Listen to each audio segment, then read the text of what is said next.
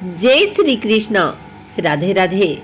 आइए सुनते हैं कार्तिक मास में प्रतिदिन सुनी जाने वाली 7 भाई और एक बहन की अनोखी कहानी, जिसे सुनकर लोगों के रोंगटे खड़े हो जाते हैं।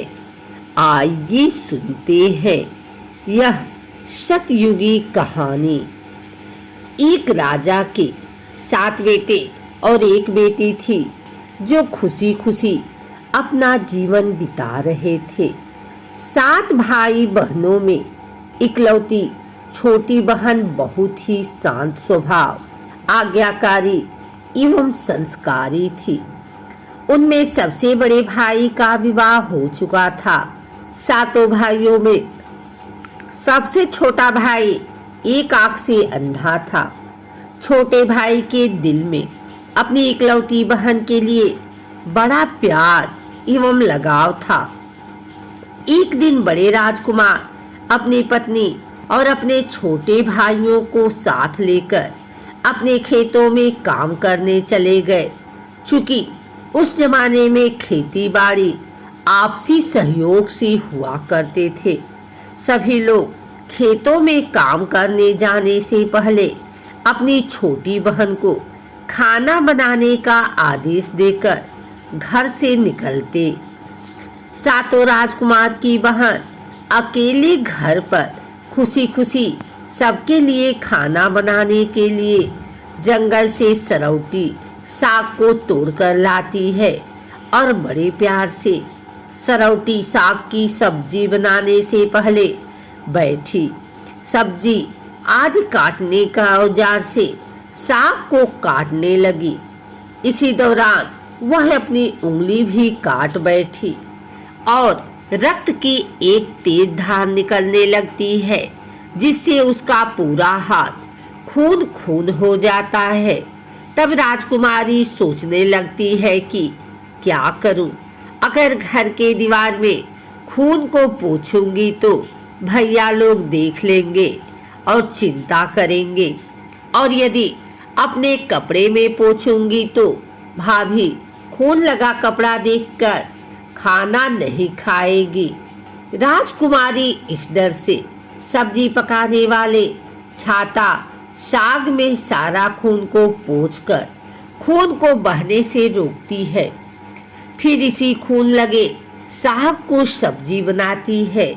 जब उसके सारे भाई और भाभी अपने खेतों से लौटते हैं तो छोटी बहन हमेशा की तरह सभी के लिए साफ थाली में खाना और मिट्टी के लोटे में पीने के लिए पानी देती है, और सभी एक साथ खाना खाते हैं और पके हुए साग को खाकर खाने की जमकर तारीफ करते हैं। और वे सब अपनी बहन से पूछते हैं कि बहन, तुम्हारे द्वारा बनाया हुआ यह साग बहुत बार खाए हैं, परंतु आज की बनी सब्जी का स्वाद बहुत ही अद्भुत लगा। बताओ ना, कैसे और क्या क्या मिलाकर इतना स्वादिष्ट सब्जी बनाई हो। पहले तो राजकुमारी डर से सहम गई कि कहीं भाइयों को पता न चल जाए कि मेरे हाथ की उंगली कट गई है। फिर वह थोड़ा सोचकर बोलती है कि कुछ नहीं भैया, जैसा हमेशा की तरह सब्जी पकाती हूँ वैसे ही तो बनाई हूँ। राजकुमारी अगले दिन 7 भाइयों के अनुरोध पर फिर से एक बार वही छाता साग की सब्जी बनाती है, परंतु भाइयों को पिछले दिन के जैसा स्वाद नहीं मिलता। फिर ऐसा ही अनुरोध 3-4 बार हुआ, लेकिन खून लगे साग का स्वाद उनके मन मस्तिष्क से उतर ही नहीं रहा था।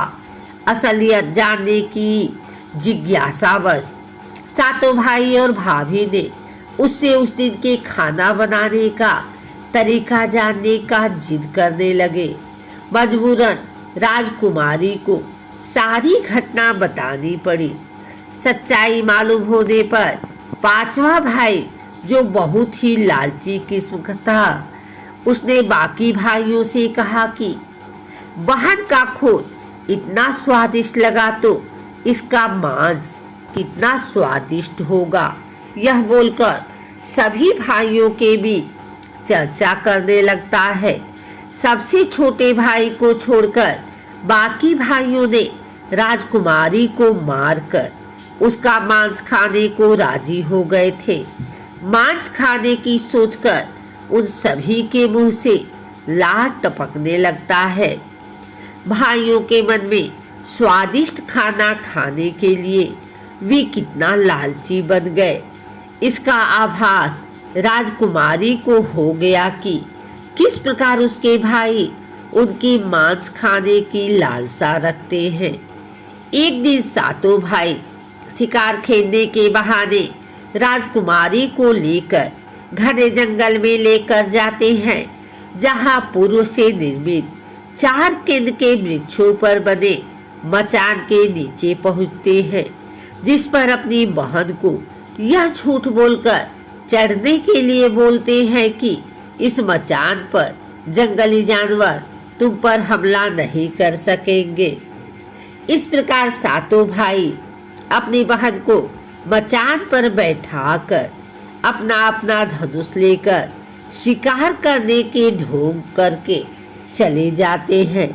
तब राजकुमारी को पूरा आभास हो चुका था कि आज उसका आखिरी दिन है, लेकिन वह चाहती थी कि उनके भाइयों की इच्छा पूर्ण हो, इसलिए भी वह मचान में जाकर बैठ जाती है। फिर सभी भाई केंद्र के वृक्ष पर बने मचान से कुछ दूरी पर स्थित टोंगड़ी पहाड़ पर अपने अपने धनुष बाण के साथ पहुंचते हैं और एक चट्टान पर बारी बारी से अपने बाणों को तीर धार प्रदान करते हैं। टोंगरी के ऊपर सबसे पहले बड़ा भाई अपने तीर को चट्टान में धार करता है और अपनी बहन पर धनुष से निशाना लगाकर तीर छोड़ता है। तभी राजकुमारी पूरी बातों को समझ जाती है कि भाइयों का क्या इरादा है और अपनी मातृभाषा में गीत को गाने लगती है। बिंदु बिंदु दादा छाती ताइक ताइक, अर्थात जान से मारना ही है दादा साहब तो तीर को सीधे मेरे छाती में वार करो, इधर उधर तीर क्यों चला रहे हो। फिर सभी भाई बारी बारी से अपने तीर के धार को तेज करते हैं और राजकुमारी पर निशाना लगाकर तीरों को छोड़ते हैं। 6 भाइयों का निशाना खाली जाता है और 7वां भाई जो सबसे छोटा था वह तीर चलाने से इनकार कर देता है, क्योंकि उसे अपनी छोटी बहन से बहुत लगाव था और धनुष बाण चलाने में सातों राजकुमार में सबसे निपुण था। राजकुमारी जानती थी कि उनके सातों भाइयों में सबसे छोटा भाई बाकियों की तरह लालची नहीं है। 6 भाई छोटे भाई पर पूरा दबाव डालते हैं, आदेश देते हैं कि अगर वह तीर नहीं चलाएगा तो बहन की तरह उसे भी मार देंगे। फिर छोटा राजकुमार उदास मन के साथ तीर को थोड़ा ही धार कर दूसरी दिशा में तीर को छोड़ने की कोशिश करता है और तीर को धीरे से छोड़ा। राजकुमारी हर बार की तरह इस बार भी वही गीत गाती है, बिंदु बिंदु दादा छाती ताइक ताइक। इतने में छोटे भाई का तीर सीधी राजकुमारी के सीने को भेद देता है और राजकुमारी की आत्मा शरीर से अलग हो जाती है और उसकी आत्मा उसी स्थान पर भटकने लगती है। तभी वह देखती है कि उसके शरीर का मांस खाने के लिए उसके भाई कैसी लालच करते हैं और सबसे छोटे राजकुमार को जबरदस्ती मार पीट कर उसके शरीर को काटने का आदेश देते हैं। बहन के मांस को पकाने के लिए बहुत सारी सूखी लकड़ी लाने के लिए छोटे राजकुमार को जंगल भेजा जाता है।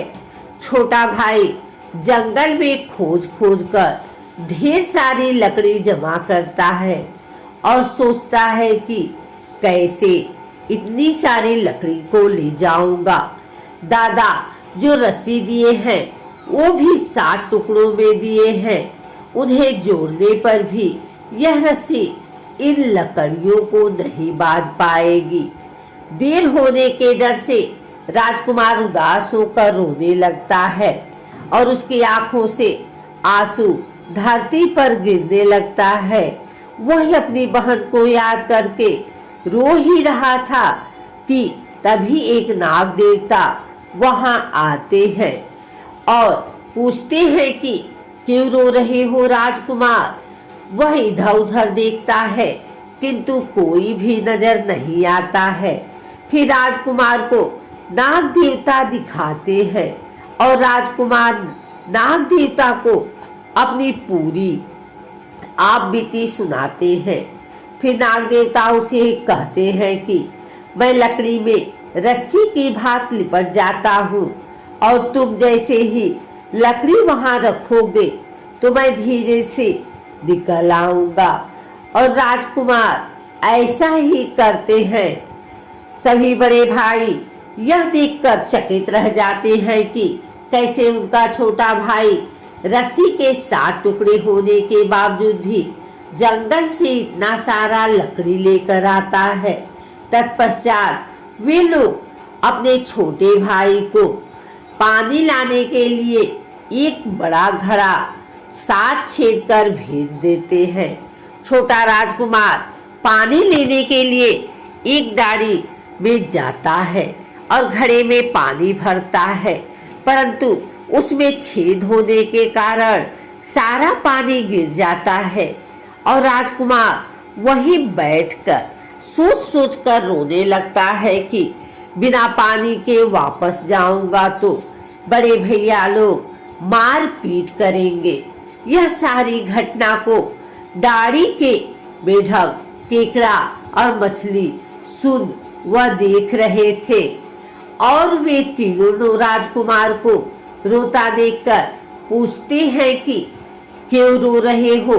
फिर राजकुमार उन्हें अपनी आप बीती को विस्तार से बतलाता है और कहता है कि मैं अपनी प्यारी बहन के शरीर का मांस कैसे खा सकता हूँ, नहीं खाऊंगा तो बड़े भैया लोग मार पीट करेंगे। तब मेढक कहता है कि तुम परेशान मत हो, हम सब मेढक घड़ा के छेद में चिपक जाते हैं। फिर मछली और केकड़ा बोलते हैं कि तुम हमें लेकर चलो, तुम्हारे भाई जब राजकुमारी के मांस को खाएंगे तब तुम मछली को खाना और जब वे हड्डी को खाएंगे तब तुम केकड़ा को खाना। बड़े भाइयों को शक नहीं होगा। फिर राजकुमार ने बिल्कुल वैसा ही किया जैसे केकड़े और मछली ने कहा था। रात को जब राजकुमारी का पका हुआ मांस खाने को परोसा गया तब बड़े भाइयों से छुपाकर वह मांस को दीपक के टिल्हे में डाल देता है और समय बीतने पर वह बांस का एक बड़ा बूदा झुंड उगता है। इस घटना के वर्षों बाद एक भीख मांगने वाला जोगी उसी बांसोदा के पास से गुजर रहा था और वह सुंदर सुंदर बांस के बूंदा को देखकर सोचता है कि अगर इतने सुंदर बांस से केंद्रा बनाया जाता तो कितना सुरीला धुन निकलेगा। उसी क्षण बांस से आवाज आती है, ना काट काट रे जोगी, ई तो लागे भैया रोपल बांस। जोगी फिर से भी बांस को काटता है। जोगी इसी उद्देश्य से एक मोटा बांस का टुकड़ा काटकर ले जाता है कि इस बांस का आवाज इतना सुंदर है, यदि केंद्रा बनाएंगे तो कितना मधुर आवाज निकलेगा। और जोगी इस बांस से एक सुंदर केंद्रा का निर्माण करता है। इस केंद्रा से इतने मधुर ध्वनि निकलती है कि जोगी जहां जहां भी इसे बजाता है उसे ध्वनि से लोग मंत्र मुग्ध हो जाते हैं। एक दिन जोगी घूमते घूमते बड़े राजकुमार के घर पहुंचता है और अधिक धन के लालच में जोगी जोर जोर से कूदकर सुरीला स्वर कर्कश हो जाता है। और जब भी जोगी कुछ नया धुन बनाने की कोशिश करते हैं, बार बार एक ही धुन निकला है, ना बाज ना बाजरे केंद्रा ई तो लगे मोरा दुश्मन घर का राज रे। बार बार यही धुन निकलने पर बड़ा राजकुमार मार पीट कर जोगी को अपने घर से भगा देता है। एक दिन जोगी घूमते घूमते बड़े राजकुमार के घर पहुंचता है और अधिक धन के लालच में जोगी जोर जोर से केंद्रा बनना शुरू करता है, परंतु इस बार केंद्रा का मीठा सुरीला स्वर कर्कश हो जाता है। और जब भी जोगी कुछ नया धुन बजाने की कोशिश करता है, बार बार एक ही धुन निकलता है, ना बाज रे केंद्रा ई तू लोग मोर दुश्मन कर घर। बार बार यही धुन निकलने पर बड़ा राजकुमार मार पीट कर जोगी को अपने घर से भगा देता है। ऐसे ही घूमते घूमते जोगी हर भाई के घर जाता है, लेकिन हर भाई बार बार की भांति धुन ना बाज रे केंद्रा ई तो लगे मोर दुश्मन का घर बजाता है। यह धुन सुन सारे भाई जोगी को डांट डपट कर भगा देते हैं। सबसे अंत में जोगी छोटे राजकुमार के घर पहुंचता है। छोटे भाई के घर के आंगन में प्रवेश करते ही केंद्रा खुद ही बजने लगा है। जोर जोर से बाज रे केंद्रा ई तो लगो मोर छोट भैया कर घर। बड़ा ही मधुर मीठे स्वर का धुन सुनकर छोटा राजकुमार चंद्राकार मोहित हो जाता है और यह धुन सुनकर छोटे राजकुमार से रहा नहीं गया और जोगी से केंद्रा की मुंह मांगी सोने की मोहरे देकर उसे खरीद लेता है। तब जोगी को अच्छे से मेहमान नवाजी कर अच्छे से विदा कर दिया जाता है। धीरे धीरे समय बीतता है और छोटे राजकुमार अपने काम से कुछ दिनों के लिए बाहर जाते हैं। जब वह वापस लौटता है तो देखता है कि उसका कमरा बहुत सुंदर ढंग से सजा हुआ है और घर के सारे बर्तन अच्छी तरीके से रखे हुए हैं। तब छोटा राजकुमार सोचता है कि हमेशा मेरे कमरे की साफ सफाई घर के नौकर करते हैं, लेकिन कभी भी इतना सुंदर सजाया नहीं गया है। फिर राजकुमार अपने नौकरों से पूछताछ करते हैं कि मेरे कमरे को इतना सुंदर किसने सजाया है। नौकरों के मना करने पर राजकुमार सोचते हैं शायद कोई भाभी आई होगी और मेरे कमरे को सजा कर गई होगी।